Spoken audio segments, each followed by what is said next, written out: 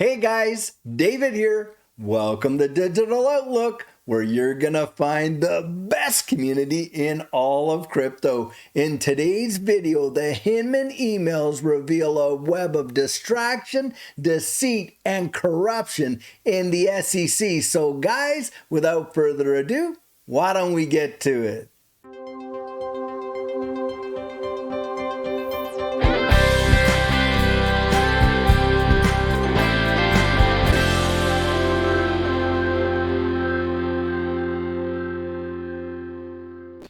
Guys, what we've seen in the release of these Hinman emails today should absolutely make your blood boil. What we're witnessing here is a federal regulated agency, the Securities and Exchange Commission, literally go out there and intentionally and purposely deceive the public, and the level of corruption is staggering. Now, guys, I want to show you a little clip here from Stuart Alderati that lays it out in amazing detail and chronologically. Just check this clip out. It's about 3 or 4 minutes long, and we'll be right back. On June 14, 2018, then SEC Director of Corporation Finance William Hinman gave a high-profile speech where he declared that a token is not a security when it becomes, quote, sufficiently decentralized.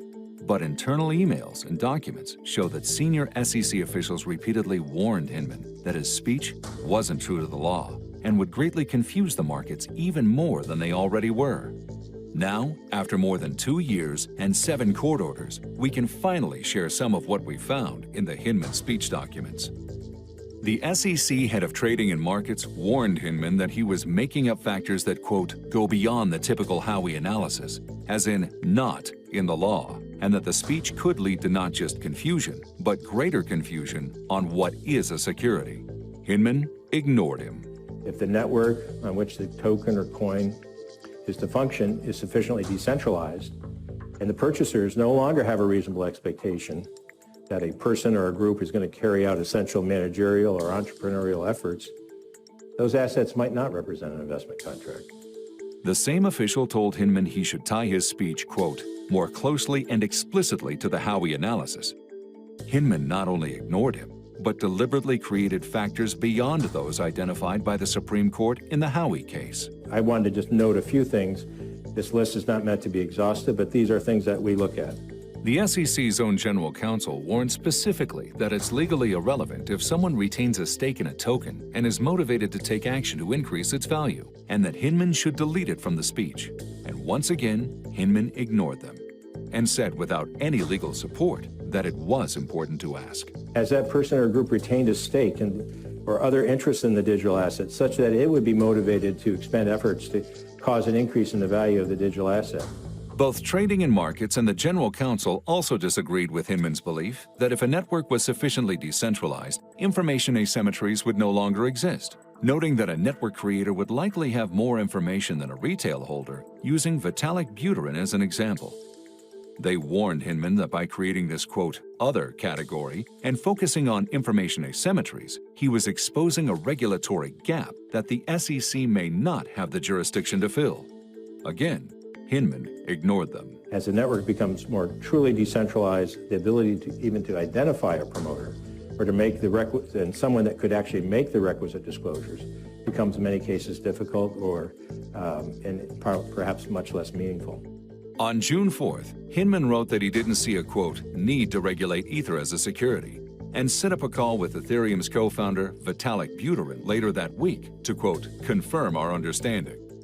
On June 11th, the SEC's own general counsel advised against including any direct statement about Ether in the speech because it would be difficult for the SEC to, quote, take a different position on Ether in the future. The next day, Trading and Markets wrote that the statements about Ether were, quote, likely to create more confusion. Hinman ignored all of them and decided to make headlines, picking winners and losers instead. Moreover, putting aside the fundraising that accompanied the creation of Ether, based on my understanding of the present state of Ether, the Ethereum network, its decentralized structure, we believe current offers and sales of Ether are not securities transactions. The emails show that Hinman knew he wasn't following the law. He knew he was making things up, And he knew that his speech would result in greater confusion in an already confused market. But Hinman went ahead with the speech anyway, and the SEC, despite knowing all this, touted the speech repeatedly. The SEC chairman himself pointed market participants to the speech. Bill Hinman recently outlined the approach we take to evaluate whether a digital asset is a security, and I encourage you to take a look at Bill's speech, which is available on our website. The SEC knew the speech didn't follow the law. The SEC knew the speech would create greater confusion, and the SEC knew Hinman was making things up. So why is the Hinman speech still on the SEC's website? Why was it ever allowed to be given at all? And why has the SEC pushed a policy of regulation by enforcement, falsely insisting the rules are clear? Now, guys, there you have the SEC absolutely knowing that Bill Hinman was out there John Wayning it on his own, literally not following the advice of his own department. And guys, none of them challenged him on it. They let the whole thing fly. Now, guys, that is called deception. And there they are, supposed to be the chief watchdog, protecting the marketplace, protecting us as retail investors, all the while literally allowing this level of deception to go on, and there to be literally an imbalance in the marketplace and in a massive way. You got Gary Gensler coming out there how many times? Oh, it's clear. No. It is very clear. Clear is absolute mud. I mean, you are literally watching an organization with absolutely zero character, and their credibility, boom, they have just lost all credibility whatsoever. And in fact, guys, there are people involved in this, in my opinion, that should be absolutely held to account, and in some cases incarcerated for the collusion that has gone on. And it doesn't even stop there, guys. Just take a look at this article right down here. Now, guys, here we have a tweet from Bill Morgan, and listen to what he says. This will do it for me.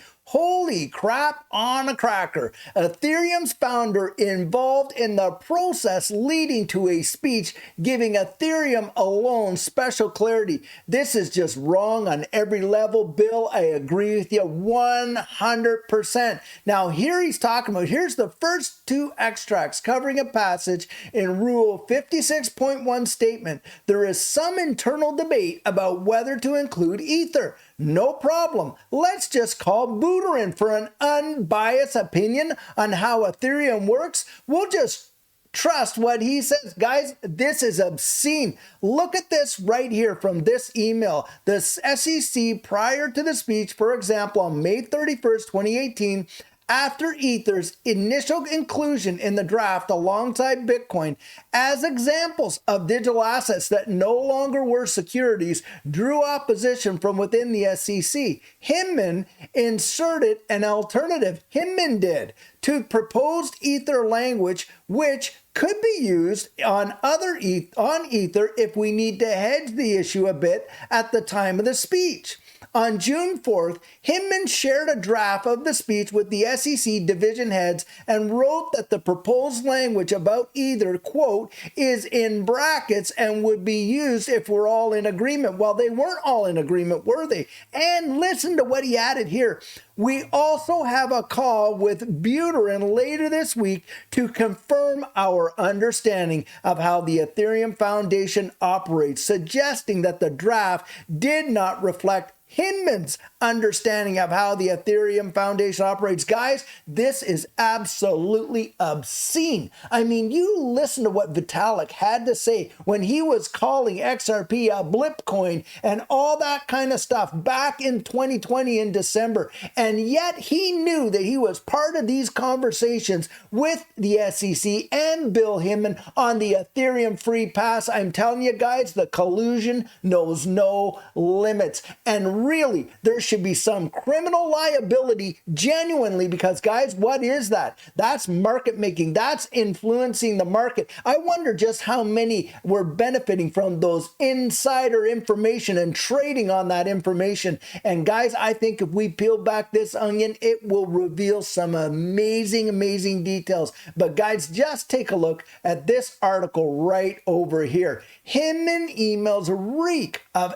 SEC unjustly favoring Ethereum over XRP. Now, guys, that's a big title there. And for me, it's not even about the SEC favoring Ethereum over XRP. Because I'll tell you what, when you get this kind of corruption, deception, collusion, and all that goes with it, if it was XRP instead of Ethereum, I'd still be as upset as I am right now. Because why? Guys, these are federal institutions that we are calling upon to be at a much higher level of integrity. Because why? They are out there to protect us. They are out there to actually be the watchdogs in this space, when it turns out, guys, they're the wolves in sheep's clothing. And it's absolutely despicable what these people have been up to. They ought to be totally ashamed of themselves. I don't know how Gensler can actually show his face in public. And there's another guy with zero character whatsoever, when him and Elizabeth Warren literally sat down and colluded about the question and answers that he was going to give to Congress over the conduct of the SEC, and how in fact they were actually pursuing this digital asset space.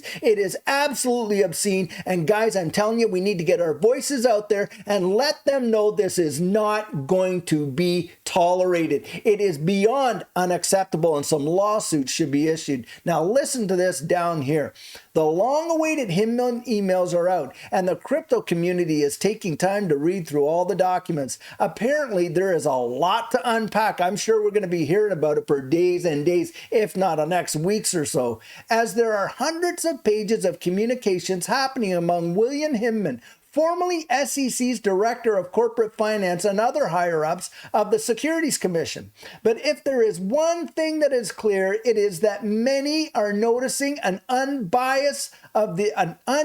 bias of the SEC towards Ethereum. It should be remembered that prior to the SEC filing a lawsuit against Ripple at the end of 2020, Ethereum founder Vitalik Buterin had been engaged with the XRP community in a word war. Now, if emails align with the rumors from back in 2020, Buterin and some important members of the Enterprise Ethereum Alliance met with the SEC officials to clear Ethereum from becoming a security. This is not boding well for the SEC, as there are a few strong arguments to exclude ETH from being a security while tagging everything else as such. Remember this, guys, the very thing they're accusing XRP and Ripple for, a release on, an initial coin offering. Ethereum actually had one. Let's not forget about those disguised whales. And think about this.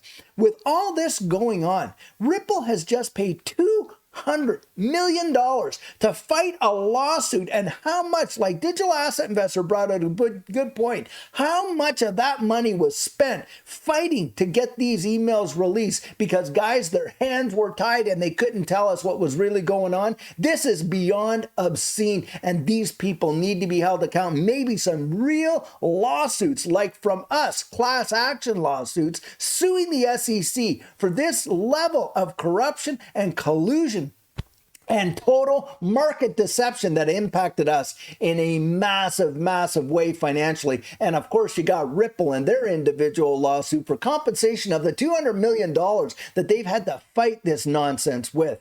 So far, the cryptocurrencies that are on the safer side of proof of work coins like Bitcoin, Litecoin, Bitcoin Cash, and Dogecoin. Meanwhile, Ripple has already started filing documents early this morning in preparation for what will be the beginning of the end of the lawsuit. However, it's still plausible for the suit to go to trial, which may extend it. Yes, that is plausible, guys, that it could go to trial. In fact, it's plausible that it could go to the Supreme Court. But if Judge Annalisa Torres is a woman of integrity, which I believe she is, she's the one that ordered these documents to be released. I think, guys, that she has the ability to adjudicate this case and truly come to a conclusion that shows that, in fact, No, there were no you and I have never had an investment contract. We're not like a stock where we're waiting on, where we can vote on prospectuses, where we can, end up getting kind of information back and all these disclosures and all that kind of stuff, where we have an expectation of either a dividend or all that none of that, none whatsoever. Ripple's not beholden for us as XRP purchasers, definitely in the secondary market, to be sure. And there has never been a case where the actual product, like the oranges or like anything else in that capacity, has been a security without a contract. XRP is not a security. Now, guys, having mentioned that Ripple's already started to file new documents, just take a look at this right here. Ripple submitted 6 new filings in the ongoing lawsuit with the SEC, and that has just happened today.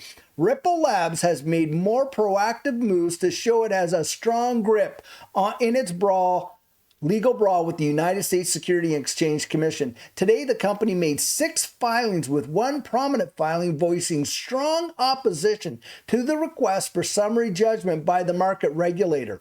In the 89-page filing, Ripple shared insights into the many inconsistencies in the argument of the SEC, for which it won its summary judgment. Ripple Labs revealed that the market regulator has not to date proven its theories regarding the common enterprise that XRP holders invested in, that XRP token itself is a security, and that the company and its executives are guilty of what it is accusing them of.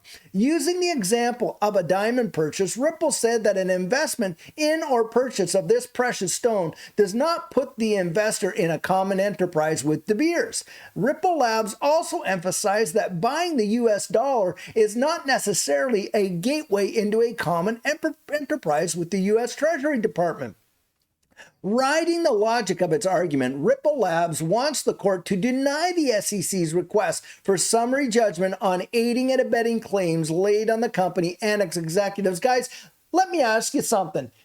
When they come out with, you've gotten fair notice, what in the heck was that fair notice? I mean, they literally stacked the deck with this frickin' speech by Bill Hinman towards Ethereum and Bitcoin. Where's the fair notice, guys? There has been no fair notice. They can't even come out and tell you, and Gensler can't sit before the Financial Services Committee and literally tell Congress what a security is or what it is not. They are literally using this cloud of uncertainty literally like a cloak to go about and do whatever the heck they please, and it has got to end. Congress needs to act. Hold these people accountable, bring in some genuine regulatory clarity, and end this for all, or the SEC itself literally needs to be completely, the house needs to be cleared. They need to be either disbanded, restructured, you name it, but we got to get rid of these bad apples, because I'm going to tell you something, guys. No, you can never trust what is coming out of the SEC now. And I'm certain that most of us are not going to put our confidence in what these folks have come out. When you see this level of deceit genuinely being lied right to our faces, literally causing those of us invested in this space to experience some real pain. Look at the value of our portfolio that just dropped off. Literally, it was over $15 billion of lost potential on the day after they literally dropped this lawsuit on Ripple, and the price of XRP plummeted to 17.48 cents. It is absolutely mind-numbing when you think of the consequences of these types of behaviors, this kind of action. Now listen to the merits of the argument for both Ripple Labs and the SEC have been examined by experts, and many are projecting a win for the company, Ripple. It remains unclear how the new filings will impact the much anticipated summary judgment from Judge Annalisa Torres, but the expectations are uniform, especially with the market regulator bringing additional lawsuits to industry heavyweights like Binance and the Coinbase exchange. The outcome of the Ripple versus SEC lawsuit will set a precedent that will notably impact legal battles that appear to be brewing in the industry at this time. And guys, is my opinion. It won't be just at this time. I think this decision will impact this space and how it's governed literally probably for the next 100 years. You just take a look at the Howey test. This whole deal that we're arguing over right now today, well, that came out of the 1940s, 80 years later, and we're still debating its functionality and its merits and its application. I'm telling you, I think this Ripple versus SEC lawsuit is probably one of the most pivotal lawsuits, one of the most fundamentally important decisions to affect the future economy because of how the world is moving into this new digital economy with utilizing distributed ledger technology. I believe it's going to be absolutely amazing. Now, guys, I want to finish off with this one right here, where it's Paul Grewal. He is the lead counsel of Coinbase. And listen to what he's saying in this tweet right here. The regulatory gap, proof from the Hinman emails of what we've been saying to the Third Circuit, to Congress, and to the SEC itself, that the securities laws are incomplete when it comes to digital assets, that the securities laws aren't meant to rule over all digital assets, and that many digital assets are not securities. Just listen to what this came out of one of these emails that was released in this Hinman batch.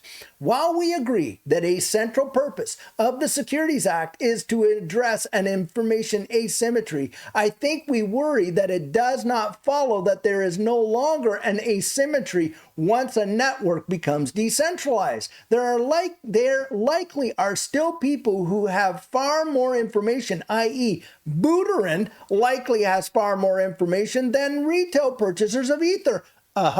No kidding, right? In fact, disclosure is likely to still be important to purchasers, and disclosure could help address the information asymmetry that is likely to continue to persist for some time after decentralization. But the bigger point is that it's no longer an investment contract once there are no efforts of others to point to. Plus, without having a group in control, there's no one to hold responsible for providing the disclosure.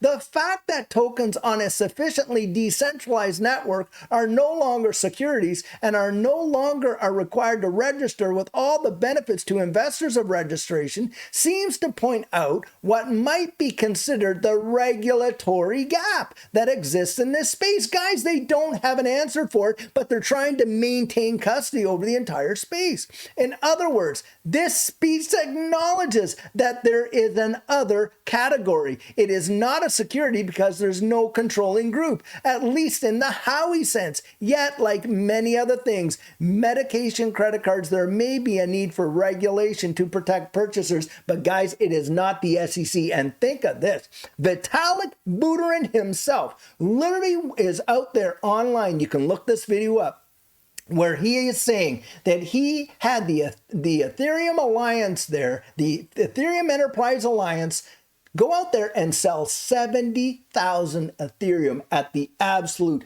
top of the market. Now, when you consider that he had inside information as to the mind of the SEC, when he was pulling that off and doing all that he did and everything like that, guys, that is no short of insider trading, at least in my belief. And bare minimum, it deserves to be investigated. And I'm telling you guys, when we get this legal clarity, because I believe Judge Annalisa Torres has that mind, that adjudicating mind, that she's able to discern truth from a lie, and she's able to see what's really been going on here. And she's the one that absolutely ordered that these documents be released unredacted. I think she's going to be able to come out and give XRP the clarity that it absolutely deserves. When that happened, guys, and we have that court-approved legal clarity, I'm telling you, no other digital asset is really going to touch us. And as far as I can tell, we will literally see this ecosystem, this XRP ecosystem, absolutely explode. You got people coming out there and say, oh, it's nothing but a big nothing burger and all that kind of stuff. Well, if you think institutional corruption at a level of the SEC that are out there to protect you and I as retail investors is a nothing burger, then I'm telling you, you have to check your compass, because it is way off. In my estimation, it is a big deal. And when XRP gets that legal clarity, those of us that have had the strength to really stick through this whole thing together, I'm telling you, it's my belief that we're going to be handsomely rewarded. And I sure hope you're going to be there, right there alongside me, to watch it happen. Well, guys, what's going on in this space absolutely emphasizes that we need to be on top of our own plans. And what our coaching program offers, that is where you and I can meet personally one-on-one for 1 hour over Zoom. And during that time, I share with you our personal journey in that last bull run and what enabled Judy and I to experience some amazing financial success.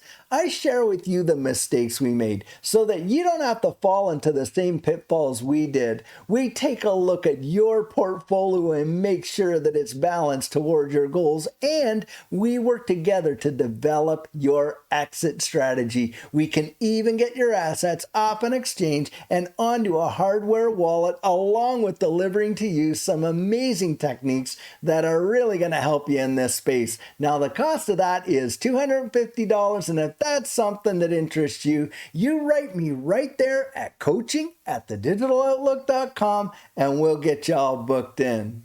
So guys, this is the video I have for you today, and as always, I truly hope that you enjoyed it. Now, many of you know I'm not a financial advisor, and this isn't financial advice, but if you found value in it, if you'd hit that like and subscribe, I'd appreciate it. Hey, don't forget to drop your comments right down there in the comment section and hit that notification bell so that you don't miss out on any of our regularly released videos. So, in the meantime, and in between time, stay safe, be blessed, and I'll catch you in the next one.